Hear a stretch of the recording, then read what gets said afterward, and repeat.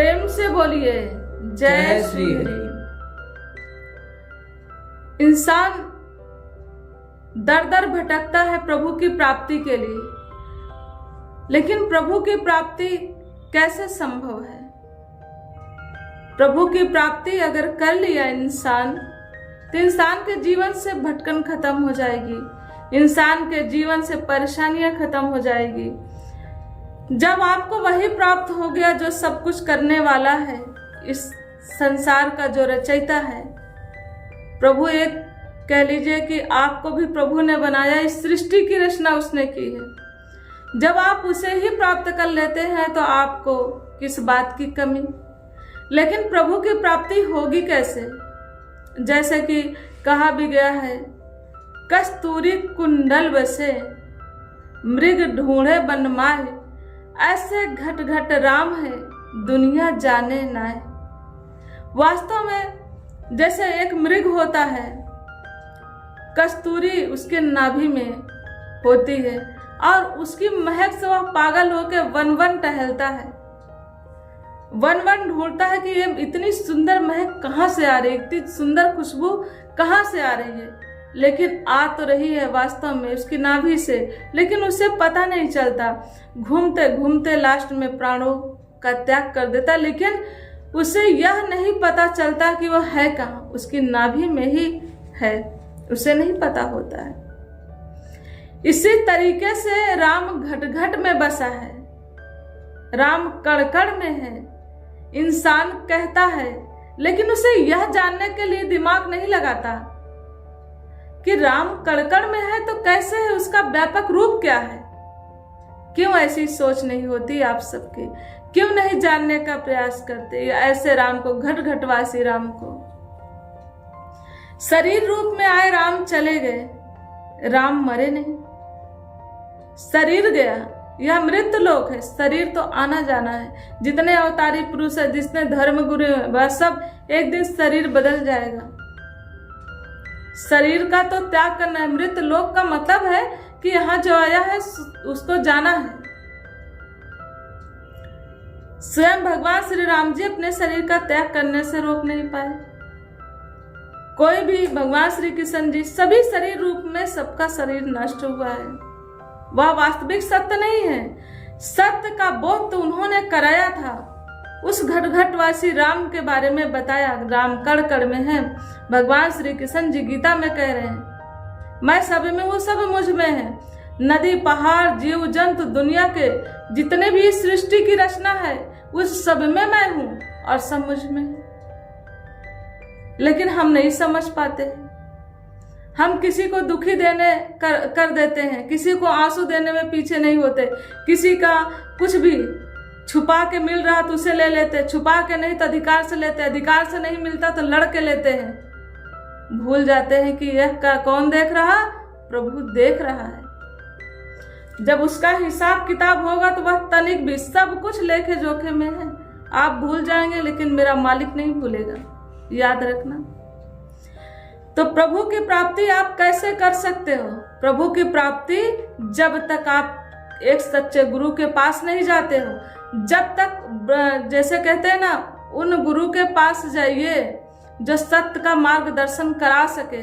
जो सत्य को जानता वही सत्य के बारे में बता सकता है। जिसको ब्रह्म बोध हुआ है वही ब्रह्म का बोध करा सकता है। जो प्रभु को जानता वही प्रभु के बारे में बता सकता है। सपोज करिए आप मेरे अस्पताल पे आते हैं, पूछते हैं कि ऋचा धर्मार्थ हॉस्पिटल कहाँ है, हमको तनिक भी देर नहीं लगेगी बताने में कि यही हॉस्पिटल है। इसी तरीके से इंसान के घट में परमात्मा है, लेकिन उसे घट घट नहीं ढूंढ रहा, लेकिन वह घट में कहा उसे नहीं जानने का प्रयास कर रहा। उसे कहते हैं ना, मथुरा वाले काशी, काशी वाले मथुरा, ऐसे चक्कर लगा रहे हैं। कोई कहीं तीर्थ स्थलों में ढूंढ के घूमते हैं जगह जगह कि प्रभु की प्राप्ति हो जाए। लेकिन ज्यादातर प्रभु की प्राप्ति के लिए लोग तीर्थ स्थल पे भी नहीं जाते। उनकी कोई ना कोई मान्यता होती है, कुछ ना कुछ उनको मांगना होता है, इसलिए प्रभु के दरवाजे जाते हैं कि भैया हमें ये मिल जाए। माँ देवी की के कहाँ जाते हैं तो जाके क्या मांगते हैं कि हमारी यह मुराद पूरी हो जाएगी तो आपको हम चुनरी चढ़ाएंगे देवी माँ के मंदिर में। वैष्णो देवी चले गए और भी कई ऐसे धाम है, काशी है, मथुरा है, वृंदावन, बहुत ज़्यादा जितने भी जगह है वहां जाके यह मांग पूरी करते हैं, भैया यह मेरी मांग है, यह पूरा हो जाएगा तब आपको हम यह चुनरी चढ़ाएंगे या जो भी लड्डू चढ़ाएंगे, जो भी चढ़ाना होगा। प्रभु की प्राप्ति निश्चल भाव से होती है। माता सबरी ने कुछ नहीं चढ़ाया था।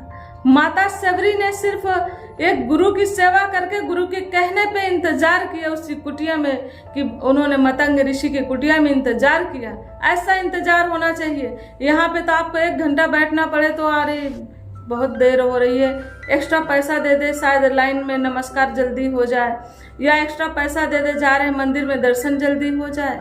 ऐसा नहीं है, पूरा पूरा जीवन लग जाता है। प्रभु की प्राप्ति नहीं कर पाते हैं लोग। क्या? क्योंकि भावनाएं विपरीत है। आपको कुछ नहीं करना, आपके शुद्ध विचार है, शुद्ध भाव है, एक सुंदर विचार के सहित कि प्रभु आप सत्य क्या है, सत्य के बारे में जानना चाहते हैं।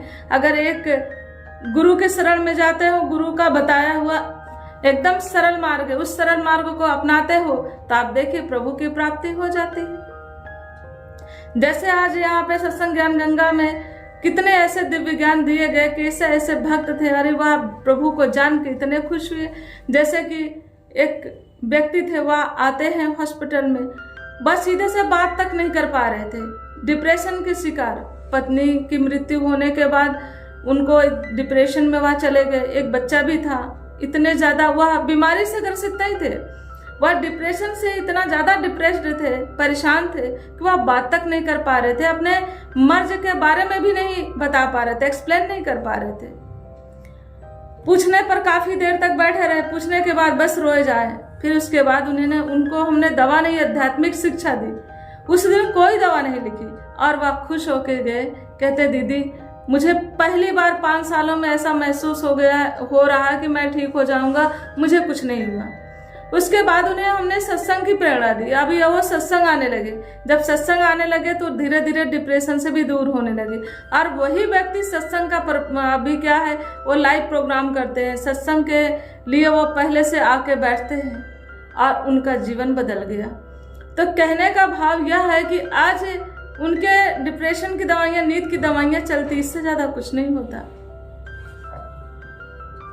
इंसान का जीवन बदल सकता है, इंसान के जीवन में खुशियां आ सकती है। प्रभु की प्राप्ति का बस मन बना ले। इंसान कहते हैं ना, जब प्राप्ति का मन बनाएंगे तो आपको गुरु भी ढूंढना पड़ेगा, गुरु के चरणों में जाएंगे, गुरु के बताए हुए मार्ग पे चलेंगे, आप सत्संग सेवा सुमरन करते रहेंगे। आप देखिए आपके जीवन में कितना जल्दी परिवर्तन होता है।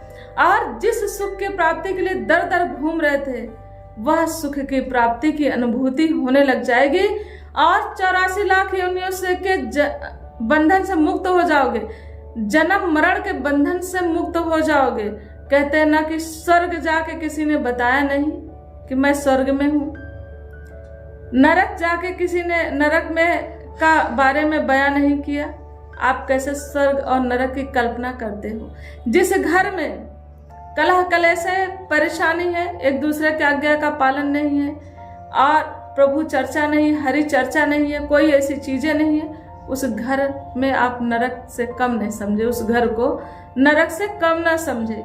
जिन घरों में सेवा सुमरन सत्संग से सारे बंदे जुड़े हैं और सेवा भावना है, एक दूसरे की बात मानने की, आज्ञा मानने की आदत है, एक दूसरे की आज्ञा का पालन करते हैं, उन घरों में आप जाते हैं तो आपको बहुत सुख की अनुभूति होगी, क्योंकि उस घर में इस प्रभु परमात्मा की प्राप्ति हो चुकी है। इस प्रभु की प्राप्ति है, प्रभु का एहसास है, उसके एहसास में लोग जीवन जीते हैं। क्योंकि जो प्रभु वाले होते हैं उनके घर के वातावरण से आपको पता चल जाएगा स्वर्ग और नरक इसी धरती पर है।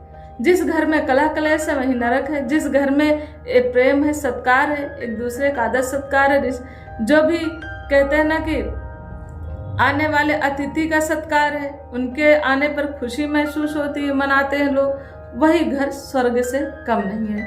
तो आप याद रखें कि प्रभु प्राप्ति के लिए धन दौलत की जरूरत नहीं है। एक निश्चल भाव से अगर आप समर्पित भाव से गुरु के चरणों में गए और या प्रभु के सामने बैठ के कि प्रभु मैं जिज्ञासु भगत हूँ, आपको जानना चाहता हूँ कि सत्य वास्तव में क्या है। अगर डेली आप प्रभु से यह मांगते हैं तो कोई न कोई रास्ता निकालेंगे प्रभु, आप किसी न किसी एक सच्चे गुरु के सानिध्य में आपको भेज देंगे। आप देखिएगा आपका जीवन बदल जाएगा, इस प्रभु परमात्मा की प्राप्ति हो जाएगी। जैसे कि कह लीजिए एक मेहंदी का पत्ता होता है, हरा होता है, उसमें लालिमा छुपी होती है, वो दिखती नहीं है। लाल रंग छुपा होता है, दिखता नहीं मेहंदी का कलर।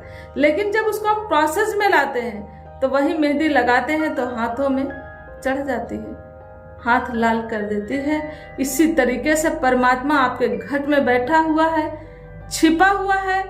इसे प्रोसेस करने के लिए प्रोसेस क्या है? प्रभु का स्मरण, प्रभु का ध्यान, प्रभु का सत्संग, गुरु की सानिध्य, यह क्या है? यह प्रोसेस है। इस प्रोसेस को अपनाते हो और उस प्रोसेस के बाद दूसरा जो सबसे लास्ट प्रोसेस है, सेवा, सुमरन, सत्संग, गुरु की आज्ञा में रहना। देखिए प्रभु की प्राप्ति आपको होगी और आपका जीवन भी इतना सुंदर जीवन हो जाएगा। आपके जीवन से लोग तुलना करेंगे, आपके जीवन से परेशानियां अपने आप दूर हो जाएगी। परेशानियां होंगी भी तो भी आपको उस परेशानियों में भी खुशी महसूस होगा, क्योंकि प्रभु के जब हाथ हो जाते हैं तो इंसान को कोई कमी नहीं होती। प्रभु के सहारे जीवन सबसे सुंदर जीवन होता है। प्रभु की प्राप्ति करने के लिए आपको यह करना पड़ेगा, सेवा, सुमरन, सत्संग, गुरु की शरण में पूर्णतः समर्पित होना पड़ेगा। प्रेम से बोलिए जय श्री